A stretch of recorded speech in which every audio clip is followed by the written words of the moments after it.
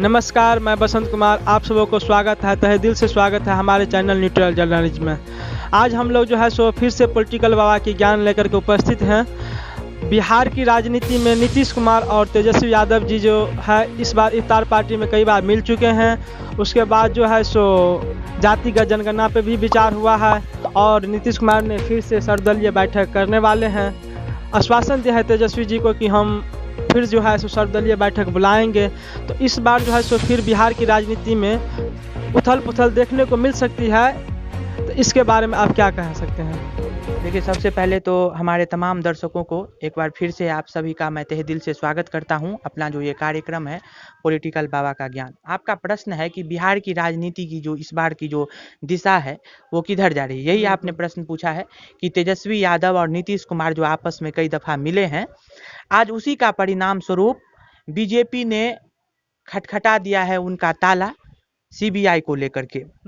BJP pressure politics डाल रही है नीतीश कुमार पर और तेजस्वी यादव पर। बीजेपी कभी नहीं चाहेगी कि नीतीश कुमार और तेजस्वी यादव फिर से एक बार मिले और बिहार में जो समीकरण 2017 में बैठा था फिर से बैठ जाए। देखिए, आपने इफ्तार पार्टी का नाम लिया है। इफ्तार पार्टी नीतीश कुमार और तेजस्वी यादव, शायद मैं गलत नहीं हूं तो 4 बार इफ्तार पार्टी में मिल चुके हैं। सबसे पहले जब नीतीश कुमार खुद चल कर आरजेडी 10 सर्कुलर आवास पे जब 10 सर्कुलर आवास पे जब राबड़ी देवी के पास जब आए थे, वो चल के गए थे। बड़ा मैसेज गया लोगों में और बीजेपी में सबसे ज्यादा मैसेज गया जा करके कि नीतीश कुमार जो हैं वो चल के जा रहे हैं अपने धुर विरोधी के पास। उसके बाद जीतन राम मांझी के आवास पर मिले, फिर उसके बाद नीतीश कुमार फिर से दिए थे और फिर एक बार वो इफ्तार पार्टी में ही मिले थे। बीजेपी की जो राजनीतिक तालीम है वो इफ्तार पार्टी से बेहद ही दूर है, क्योंकि वो बीजेपी इस तरह का कोई इफ्तार पार्टी नहीं की। हालांकि शहनवाज हुसैन गए थे। शहनवाज हुसैन को इसलिए भेजा गया कि वो देखिए वहां पे जाकर के इन दोनों के बीच में क्या खिचड़ी और कौन सी रोटी पक रही है। अगर रोटी पकी है तो जलाने का सेंधमारी आप कीजिए। आपने पूछा कि जो इफ्तार पार्टी में जो गए हैं, इसी से कोई माने या ना माने, बिहार की जनता मानती है, इसी से बीजेपी प्रेशर पॉलिटिक्स में आ गई और बीजेपी के हाथ में आज ईडी है, सीबीआई है, सेबी है, रॉ है, यानी जितने भी शिकंजा कसने वाले जितने भी ये होते हैं, संस्थाएं होते हैं, वो आज बीजेपी के हाथ में। ये आप भी मानते हैं। वो आप जानते हैं कि जिन राज्यों में बीजेपी की सरकार नहीं बनी है या फिर जिन राज्यों में विपक्षी दलों के द्वारा बीजेपी पर अंकुश लगाया जाता है, बीजेपी का पारा डाउन किया जाता है, तो उस पर जरूर बीजेपी जाकर के सीबीआई और ईडी का रेड डलवाती है। ये आप मानते हैं कि नहीं? बंगाल में देख लीजिए, उद्धव ठाकरे की पार्टी को देख लीजिए। उसके बाद अभिषेक बनर्जी जो बंगाल के ममता बनर्जी के परिवार से हैं, उन पे भी ऐसा मारा गया था। तो ये बीजेपी प्रेशर पॉलिटिक्स में जाते हुए दिख रही है। राजस्थान में भी आपने देखा होगा। तो मैंने तो पहले ही बताया कि तमाम जगहों पे, जिन जगहों पे बीजेपी की सरकार नहीं है या फिर बीजेपी वहां पे कमजोर है, तो अपने वर्चस्व को बनाए रखने के लिए चुनाव से पहले या फिर लगता है कि हमें एंटी इनकम्बेंसी यहाँ पे बहुत ज्यादा हो रहा है, तो बीजेपी का ये सबसे बड़ा प्रेशर पॉलिटिक्स है। तो बिहार की जो राजनीति का जो आप इस तरह से आप दशा देख सकते हैं, हम ये क्लेम नहीं कर सकते हैं कि बिहार की जो राजनीति में जो है वो भी नीतीश कुमार की पार्टी और नीतीश कुमार जो सत्ता है वो नीतीश कुमार के हाथ से जा रहा है। लेकिन इतना अवश्य कह सकते हैं, कई बड़े बड़े पत्रकार और कई बड़े बड़े न्यूज एजेंसियों और कई पॉलिटिकल चीज को जानने वाले जितने भी पॉलिटिकल पंडित हैं, उनका यही मानना है कि Nityanand Rai is a upcoming CM of our Bihar. वो बिहार के अपकमिंग सीएम हैं। और अगर बीजेपी से साठगांठ करके अगर नीतीश कुमार राष्ट्रपति या उपराष्ट्रपति के उम्मीदवार हो जाते हैं, तब नीतीश कुमार के पार्टी से ही उप मुख्यमंत्री होंगे। वो चाहे ललन सिंह हो या फिर उपेंद्र कुशवाहा हो। मुझे उपेंद्र कुशवाहा पे थोड़ा सा डाउट लग रहा है, ललन सिंह पे उतना डाउट नहीं है। या फिर नीतीश कुमार अपने ही पार्टी के वजूद को बचाने के लिए, मैं आरसीपी पे बाद में बात करूंगा, आरसीपी सिंह के खेमे में अभी भी 28 विधायक हैं। अगर आरसीपी सिंह बीजेपी से निकल जाते, ये एंड जेडीयू से छूट हो जाते हैं और बीजेपी में चले जाते हैं, तो 28 विधायक का जो समर्थन है वो नीतीश खो देंगे और बीजेपी चाहेगी कि आरसीपी सिंह जो है वो बिहार के मुख्यमंत्री बनेंगे। और शायद नीतीश कुमार भी अगर इस तरह का ये कहते हैं कि हाँ नीतीश कुमार ये आरसीपी को बना दीजिए, बीजेपी को इसे कोई गुरेज नहीं है। दूसरा प्रश्न ये है सानू जी कि अभी जो है प्रेजेंट टाइम में आप भी देखे होंगे कि सीबीआई का रेड जो है सो लालू यादव के घर पे पड़ा है, उसकी जो है सो 16 ठिकानों पे हाँ रेड पड़ा है। तो उसमें जो है सो तो उस पर जो है सो अभी नीतीश कुमार कुछ भी नहीं बोल रहे हैं। ऐसा क्यों? जेडीयू से हैं, चूंकि वो तो पहले से भी विरोधी हैं, तो विरोधी होने के नाते तो कुछ भी तो बोल सकते थे, लेकिन ऐसा क्यों? देखिए, नीतीश कुमार ही नहीं, ना तो अशोक चौधरी बोले हैं, ना ही बीजेपी के जेडीयू के बड़े बड़े नेताओं का इस तरह से कोई जो तल्ख तेवर जो अपनाते थे पहले आरजेडी को लेकर के, अगर आरजेडी पे किसी भी तरह की कोई भी ये कवायद चल जाती थी इस तरह की, तो ये लोग सबसे ज़्यादा विरोध करने में आगे रहते थे। बीजेपी ने खूब विरोध किया है और जेडीयू का उतना ज़्यादा विरोध नहीं आया, थोड़ा बहुत आया है लेकिन वो सफिशिएंट नहीं है। नीतीश कुमार ने तो पूर्ण रूप से चुप्पी बांध ली है, हालांकि उन्होंने कहा है कि देखिए सीबीआई का काम है, जो काम है वो काम कर रही है। अब इस चीज को समझिए बसंत जी कि देखिए ये जो मामला है लालू यादव की, जो ये मामला है, जब लालू यादव 2004 से 2009 में जब हमारे देश के केंद्रीय रेल मंत्री हुआ करते थे, तो रेलवे रिक्रूटमेंट बोर्ड जो आरआरबी होता है उस वही ग्रुप डी का जो है वो वैकेंसी निकालती है, और ग्रुप डी के वैकेंसी में लालू यादव क्या करते थे, जो दलील है सीबीआई का, लालू यादव कहते थे कि आप जो है वो नौकरी हम तुमको दे देते हैं और नौकरी के बदले में तुम हमें जमीन दोगे, जमीन दोगे। ये सीबीआई का दलील है, और उसके बाद सुशील मोदी का भी दलील है, बीजेपी के तमाम नेताओं का दलील है।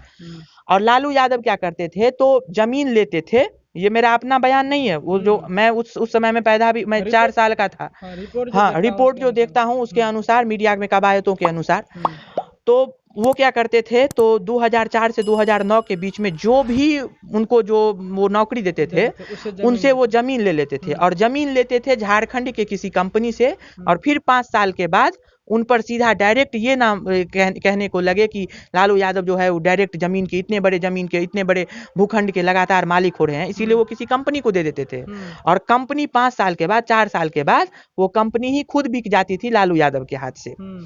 इस पर सुशील मोदी का कहना है इस पर कि 141 भूखंड जो है वो अभी लालू यादव के पास है। 6 से भी ज्यादा बड़े बड़े रसूखदार वाले जो अपने आप में बहुत बड़े बड़े इमारत हैं वो लालू यादव के पास हैं। उसके बाद और 30 फ्लैट जो है वो लालू यादव के पास है, ये सुशील मोदी का कहना है। हालांकि सुशील मोदी ने जो अपनी बुक लिखी है लालू की लीला ऐसे ही करके, उनमें उसने सुशील मोदी ने बड़ी ही सिलसिलेवार तरीके से उन्होंने बताने का प्रयास किया है। यही मैटर है जो आज से आप 2004 ये अभी 22 है, घटा लीजिए, 10 साल से भी ज्यादा पुराना ये केस है, और उस केस को सीबीआई ने खोल दिया है। सीबीआई के पास सैकड़ों हजारों ऐसे केसेस हैं जिन पर अगर सीबीआई मंथन करना शुरू कर देगी तो देश जो गार्थ में गया है वो ऊपर आ सकता है। हालांकि ये भी देश को गार्थ में ही ले जाने का लालू यादव का एक अपना ये था, मापदंड था। हालांकि इस पर बीजेपी का कहना है कि हम इसीलिए रेड मारा गया है। तो यही मैटर है जिसके कारण लालू यादव के आवास पर 16 से 17 ठिकानों पर आवास पर वो जो है वो डाला गया है, रेड डाला गया है लालू यादव के। हाँ, लालू यादव के बहन के घर पे भी गोपालगंज से ये रेड शुरू हुई है और दिल्ली तक ये रेड मीसा भारती, हेमा यादव के तमाम ठिकानों पर रेड ऐसा पड़ा है। अब देखिए, अब आप इस चीज को समझिए कि लालू यादव के पार्टी में ही जो अभी उपाध्यक्ष हैं शिवानंद तिवारी, जेडीयू के जो अध्यक्ष हैं ललन सिंह, और उसके बाद अभी जो राज्यसभा जाने वाले हैं, लग रहा है कवायद लग रहा है कि शरद यादव, जब उन्होंने अपनी पार्टी का जो विलय अभी जो आरजेडी में कराए हैं, तो शरद यादव ये ललन सिंह, जब ललन सिंह अभी भी ललन सिंह जेडीयू में है और जब शिवानंद जेडीयू में रहते थे, तो यही तीनों लोगों ने मुख्यमंत्री, उस समय के तत्कालीन मुख्यमंत्री मनमोहन सिंह के पास लेकर के गए थे कि ये देखिए लालू यादव की ये करामाते हैं। तो आज भी शिवानंद तिवारी और शरद यादव अभी आरजेडी में हैं। तो कहीं ना कहीं उनके ही अपने ही घर के लोग जो है वो इस चीज को फंसाने में सबसे महत्वपूर्ण भूमिका निभाया था। हालांकि अब जो बीजेपी पर ये आक्षेप लग रहा है कि बीजेपी के द्वारा किया गया है, ये कौन किया है नहीं किया है वो सब जानता है, लेकिन अगर किसी ने मुकदमा दर्ज किया है तो इनके ही घर के रहने वाले लोगों ने मुकदमा दर्ज किया था। नीतीश कुमार ने अपने ही विधायकों के साथ जो है सो अभी आपातकालीन बैठक बुलाया है, तो क्या आपको ये लगता है कि उसके हाथ से सत्ता जाने वाली है या फिर वो बचा पाएंगे? देखिए, नीतीश कुमार के हाथ से कभी सत्ता नहीं जाएगी, ये बात आप भी मानते हैं, हम भी मानते। कैसे जाएगी सत्ता, हमको ये बताइए। बीजेपी सत्ता से हाथ धोना नहीं चाहती है, नीतीश महत्वाकांक्षी इतने हैं कि वो मुख्यमंत्री पद से, इतने बड़े प्रदेश के, अपने इतने बड़े सूबे के वो मुख्यमंत्री हैं, वो कभी नहीं ये चाहेंगे कि हमारे हाथ से कुछ जब तक नहीं आता है तब तक हम सत्ता नहीं छोड़ेंगे। ये बात आप मानते हैं? अगर नीतीश कुमार आरजेडी के साथ हाथ मिलाते हैं तो तेजस्वी यादव गारंटी के साथ कहते हैं, तेजस्वी यादव कभी नहीं ये चाहेंगे कि नीतीश कुमार फिर से इस प्रदेश के मुख्यमंत्री बनेंगे। इसीलिए नीतीश कुमार के हाथ से सत्ता नहीं जाएगी। जो काम करेंगे, बगावती मोर्चा भी अगर वो अख्तियार करते हैं तो वो खुद के हाथ से अख्तियार करेंगे नीतीश कुमार। इस चीज को समझिए। नीतीश कुमार ने अपने ही दलों के तमाम विधायकों के साथ बैठक बुलाया है, अभी बैठक बुलाए हैं, जिस बैठक में अभी नीतीश कुमार के पास 43 विधायक है, 43 विधायक है ना। उसके बाद 43 विधायकों के साथ उन्होंने अल्टीमेटम भेजा कि जो लोग पटना में हैं वो नितांत आवश्यक है कि आप लोग पटना के इर्द गिर्द में हैं वो पटना में आइए, जेडीयू आवास पे आइए। और ये बैठक जो है वो जेडीयू ऑफिस में नहीं हुई है, ये नीतीश कुमार के आवास पे हुई है, नीतीश कुमार के अपने आवास पे हुई है। वो आइए और नीतीश कुमार से तत्काल बात कीजिए। अब इस चीज को आप समझिए कि नीतीश कुमार को अपना पार्टी भी बचाना है और अपने ही पार्टी के जो उनके विभीषण हैं आरसीपी सिंह, वो उनके ही, देखिए आरसीपी सिंह यहाँ पे कितने बड़े फैक्टर करते हैं उस चीज को समझिए।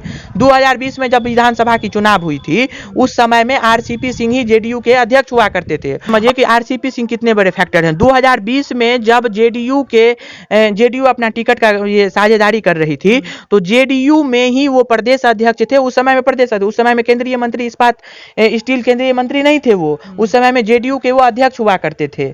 और उन्होंने ही अपने ही पार्टी के तमाम जितने भी टिकट का उन्होंने बंटवारा किया था तो आरसीपी सिंह ने ही बंटवारा किया था। और जिन जिन लोगों को आरसीपी सिंह ने अपना टिकट दिया है वो लोग आरसीपी सिंह से जुड़े हुए हैं, वफादार हैं। उनमें 28 विधायक हैं जो आरसीपी सिंह के सानिध्य में हैं। अब आरसीपी सिंह और नीतीश कुमार के बीच में आप ही देख ही रहे हैं कि कितना बड़ा खटपट चल रहा है। आरसीपी सिंह गए थे ललन सिंह को मुख्यमंत्री, ये केंद्रीय मंत्री बनाने के लिए, खुद केंद्रीय मंत्री बन के आ गए। अभी नरेंद्र मोदी के जो है वो झूले में वो झूल रहे हैं। नरेंद्र मोदी के अपने वो फेवरेट हो चुके हैं। नीतीश कुमार के फेवरेट अभी आरसीपी सिंह नहीं है। हालांकि आरसीपी सिंह जो हैं वो उत्तर प्रदेश के आईएएस थे और नीतीश कुमार जब केंद्र में मंत्री थे तब उन्होंने उत्तर प्रदेश का कैडर छोड़ करके बिहार प्रदेश आए और उस समय से 3 दशक से नीतीश कुमार के साथ है आरसीपी सिंह। और अभी वो केंद्र के मंत्री बन चुके हैं और 28 विधायक के साथ उनका एक अपना वर्चस्व है। अगर नहीं 3 दशक 30 सालों से वो जुड़े हुए हैं। हाँ, आरसीपी सिंह के साथ 30 सालों से नीतीश कुमार के साथ जुड़े हुए हैं। तो आप इस चीज को समझिए, अगर आरसीपी सिंह बीजेपी के साथ, बीजेपी के वो दुलारे हो चुके हैं, नीतीश कुमार के वो अब नीतीश कुमार के फेवरेट नहीं है, इस चीज को आप मानिए। क्योंकि नीतीश कुमार ने कहा था कि आप ललन सिंह को जाकर के केंद्र में राजनीति में उनको दीजिए, लेकिन वो गए नहीं। हालांकि उन्होंने कहा होगा बीजेपी को, ये देखिए बीजेपी ये राजनीति है और अब जो राजनीति है उस चीज को समझने का एक अलग नजरिया होना चाहिए। उस समय में जरूर, मैं ये दावे के साथ कहता हूं, नरेंद्र मोदी के पास या अमित शाह के पास ये जरूर अल्टीमेटम गया होगा, ये जरूर फरमान गया होगा कि आरसीपी के पास, आरसीपी है 28 एमएलए, आरसीपी के पास 28 एमएलए है।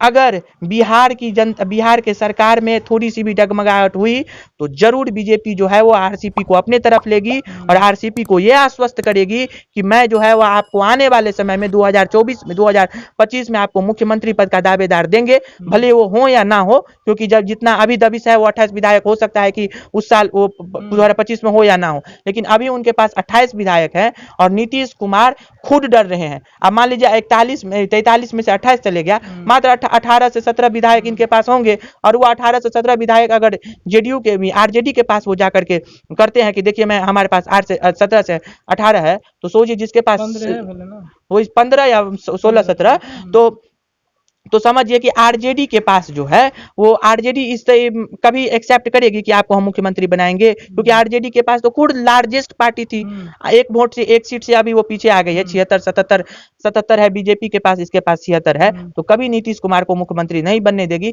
इसीलिए नीतीश कुमार को अपनी पार्टी भी बचानी है। अगर राज्यसभा वो आरसीपी को भेजते हैं तब तो अच्छा है, नहीं अगर राज्यसभा नहीं भेजते हैं तो जरूर बिहार में बहुत बड़ा खेल होने वाला है। अब तेजस्वी मुख्यमंत्री बनेंगे या नहीं इस पर हम मुहर नहीं लगा सकते हैं, लेकिन अगर बीजेपी चाहेगी कि आरसीपी हमारे खेमे में आ जाए, आरसीपी जरूर यहाँ के मुख्यमंत्री बन सकते हैं। ये लास्ट प्रश्न है, आप जो इतने बार कह चुके हैं कि आरसीपी सिंह जो है सो उसके पास 28 विधायक हैं। तो 28 विधायक होने के बावजूद भी क्या आपको लगता है कि आरसीपी सिंह राज्यसभा जाएंगे या नहीं जाएंगे? देखिए, मैं ये दावा तो नहीं कर सकता हूँ कि वो जाएंगे या नहीं जाएंगे, लेकिन इतना तो जरूर मैं तमाम फैक्टों को मद्देनजर रखते हुए ये क्लेम कर सकता हूँ कि अगर आरसीपी नहीं जाते हैं तो बीजेपी जेडीयू में बहुत बड़ा खेल हो जाएगा, क्योंकि आरसीपी अपना वजूद जान चुके हैं। और आरसीपी सिंह के अगर आप अपने ट्विटर हैंडल पे जा कर के देखते हैं तो आरसीपी ने ये लिखा है कि मैं जो हूँ वो अभी केंद्र में मंत्री हूँ। ये लिखा है कि उन्होंने कि मैं आईएएस बैच का आईएएस रहा हूं उत्तर प्रदेश का। इन्होंने तमाम चीज़ों को लिखा है, लेकिन आरसीपी सिंह ने ये नहीं लिखा है कि मैं पूर्व में जेडीयू का भी अध्यक्ष हूं। ट्विटर पे उन्होंने ये नहीं मेंशन किया है। कहा जा रहा है कि पहले लिखा था कि जेडीयू का मैं अध्यक्ष हुआ करता था, अब वो मिटा दिए हैं। इसी से आप बगावत देख सकते हैं यहाँ पे कि कितनी बड़ी बगावत की जो है वो रास्ता अख्तियार हो चुकी है। अब इस चीज़ को समझिए कि अगर आरसीपी राज्यसभा नहीं जाते हैं, आरसीपी के पास अपना वजूद है, वो जरूर नीतीश कुमार के ये नरेंद्र मोदी के पास जाएंगे। या फिर आरसीपी ये भी नहीं क्लेम किए हैं कि मैं लालू यादव की विरोधी हूँ, वो लालू यादव के पास भी जा सकते हैं ना। 28 विधायक को लेकर के लालू यादव के पास चले जाते हैं तो, और 19 विधायक समर्थन करेगी ही जेडीयू इसको, आरजेडी को, क्योंकि 19 है कांग्रेस के पास, है ना। वो कभी बीजेपी को समर्थन नहीं करेगी, जिंदगी में नहीं तो मीडिया में ये कवायद चली कि आरसीपी सिंह अब राज्यसभा नहीं जाएंगे। कौन जाएंगे? तो मनीष वर्मा नाम के एक आईएएस अधिकारी हैं। देखिए, नीतीश कुमार किसी नेताओं को महत्व नहीं देते हैं।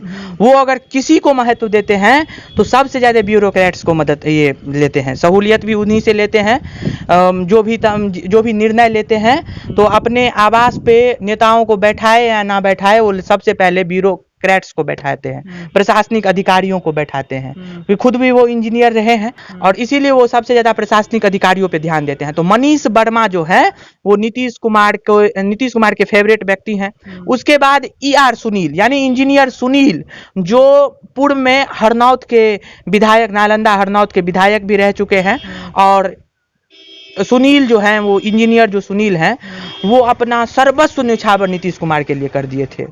अभी मीडिया में ये कवायद चली कि सुनील कुमार की जो ये वनवास था वो अब पूरा हो चुका है। तो सुनील कुमार जा सकते हैं या नहीं जा सकते हैं, लेकिन आरसीपी जाएंगे या नहीं, सुनील कुमार जा सकते हैं ऐसी कवायद है, लेकिन आरसीपी जाएंगे या नहीं, इस बात पर अभी भी डगमगाहट है। और तमाम अगर मीडिया के बयान को देखें तो मीडिया के बयान भी पेंडुलम की तरफ झूल रही है, वो एक तरफ जाकर के स्थिर नहीं हो पा रही है। मनीष वर्मा हो सकता है कि नहीं जा सकते हैं, लेकिन अगर आप माइंडसेट की बात करें तो जो माइंडसेट नरेंद्र मोदी की है वही माइंडसेट नीतीश कुमार की भी है। नरेंद्र मोदी भी रात में फैसला ले लेते हैं बिना किसी से पूछे हुए, और ये भी किसी से बिना पूछे हुए फैसला लेने में सबसे ये कारगर साबित होते हैं। उसके बाद देखिए कि आरसीपी सिंह और सुनील, जो ER सुनील हैं, जो इंजीनियर सुनील हैं, ये इन दोनों के बीच आपस में एक बार तल्ख तेबर इन दोनों के बीच हुई थी। और अभी भी आरसीपी सिंह और इंजीनियर सुनील के बीच में उतनी जो दोस्ती आप कह सकते हैं वो दोस्ती नहीं है। तो इसमें दोहरी रूप से बीजेपी जेडीयू मार खाते हुए दिख रही है और अपने ही घर में वो अपने ही लोगों से नाराज होते हुए दिख रही है। इसका प्रमाण आप आरसीपी से ले सकते हैं, इसका प्रमाण आप ER सुनील से ले सकते हैं। तो ER सुनील जो इंजीनियर सुनील हैं, इनके साथ आरसीपी सिंह का एक बार झगड़ा हो चुका है। ये तो मैं दावा नहीं कर सकता हूं कि इन दोनों को, मनीष वर्मा और इनको मिलेगा कि नहीं, लेकिन क्लेम ये थोड़ा बहुत कर सकता हूं कि अगर जेडीयू आरसीपी सिंह को नहीं देती है टिकट, तो जेडीयू के अपने ही भीतर में जरूर कुछ ना कुछ आग, थोड़ी बहुत तो आग सुलग रही है और ये पूरे कुनबा को बर्बाद करने में कारगर साबित हो सकती है। लास्ट में इतना ही कहूंगा कि नित्यानंद राय हो सकते हैं बिहार के मुख्यमंत्री। मैं ये नहीं कह रहा हूं कि होंगे ही, जो रिपोर्ट है उसके मुताबिक बता रहा हूं अपने दर्शकों को। नित्यानंद राय हो सकते हैं, उप मुख्यमंत्री ललन सिंह और ये भी उपेंद्र कुशवाहा हो सकते हैं, जो खबर के मुताबिक।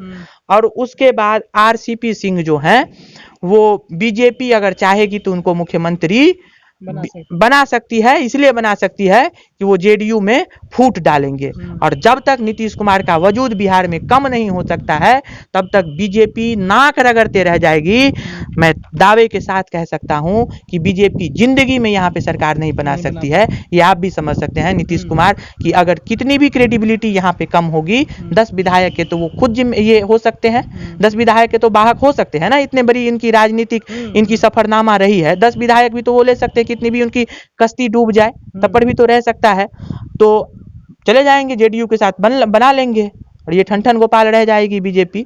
इसीलिए बीजेपी चाह रही है कि आरसीपी सिंह को किसी ना किसी तरीके से राज्यसभा ना भेजा जाए, और राज्यसभा जब नहीं भेजा जाएगा तो अपने तरफ ले लेंगे, सरकार बनाने की कवायद में सबसे आगे रहेंगे और हैं भी। और यही आज का पूर्ण विश्लेषण है, और मैं अपना सब कुछ बंद करता हूं, और लगातार हम इसी तरीके से तमाम चीज़ों पर आप सभी को तमाम खबरों से और विश्लेषणों से आप सभी को लबरेज करते रहेंगे, तमाम खबरों से आप सभी को सरोकार करते रहेंगे, सराबोर करते रहेंगे। देखते रहिए हमारे चैनल न्यूट्रल जर्नलिज्म, और ये खास कार्यक्रम आप लोगों के बीच प्रस्तुत था, और आज ये हमेशा ही इसका सिलसिला चलता रहेगा। इस कार्यक्रम का नाम पॉलिटिकल बाबा का ज्ञान। फिर हम मिलेंगे नई वीडियो में, तत्काल के लिए दीजिए इजाजत। हम दोनों को नमस्कार, धन्यवाद। नमस्कार, धन्यवाद।